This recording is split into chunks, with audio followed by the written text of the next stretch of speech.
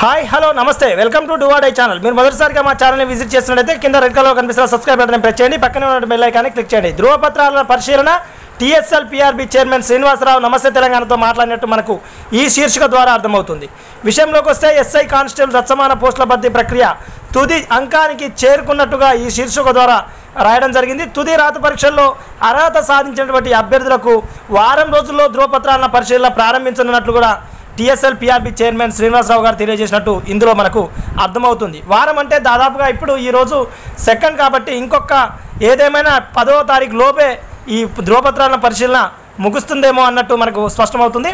అర్హత సాధించిన అభ్యర్థులందరూ ఒరిజినల్ సర్టిఫికెట్లను సిద్ధం చేసుకోవాలని తెలంగాణ రాష్ట్ర స్థాయి పోలీస్ నియామక మండలి అధికారులు తెలిపారన్నట్టుగా ఇందులో రాయడం జరిగింది. అంటే దాదాపుగా ఎవరైతే వాళ్ళ పర్ఫార్మెన్స్ క్వాలిఫైడా డిస్క్వాలిఫైడా మీకు ఆల్రెడీ ఇవ్వడం జరిగింది నెట్లో.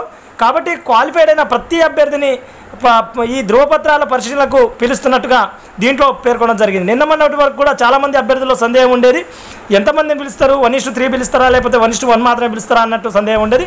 కానీ క్వాలిఫైడ్ అయినటువంటి ప్రతి అభ్యర్థిని సర్టిఫికేట్ వెరిఫికేషన్కు పిలవడం జరుగుతున్నట్టుగా దీంట్లో ఈ నమస్తే తెలంగాణ పేపర్కు చెప్పినట్టుగా దీంట్లో రాయడం జరిగింది. కుల ధృవీకరణ పత్రం జూన్ 2, 2014 తర్వాత నుంచి తెలంగాణ ప్రభుత్వం జారీ చేసినవి మాత్రమే. అదేవిధంగా దాంతోపాటుగా కుల ధృవీకరణ ఉన్నటువంటి అభ్యర్థులు కుల ధృవీకరణ పత్రం, ఏజెన్సీ ప్రాంతాలకు చెందినటువంటి అభ్యర్థులు ఏజెన్సీ ప్రాంత ధృవీకరణ పత్రాన్ని తప్పక చూపాల్సి ఉంటున్నట్టుగా పేర్కొనడం జరిగింది. ఎందుకంటే ఏజెన్సీ ప్రాంతాల్లో ఉన్నటువంటి రిజర్వేషన్ ఒక రకంగా ఉంటుంది.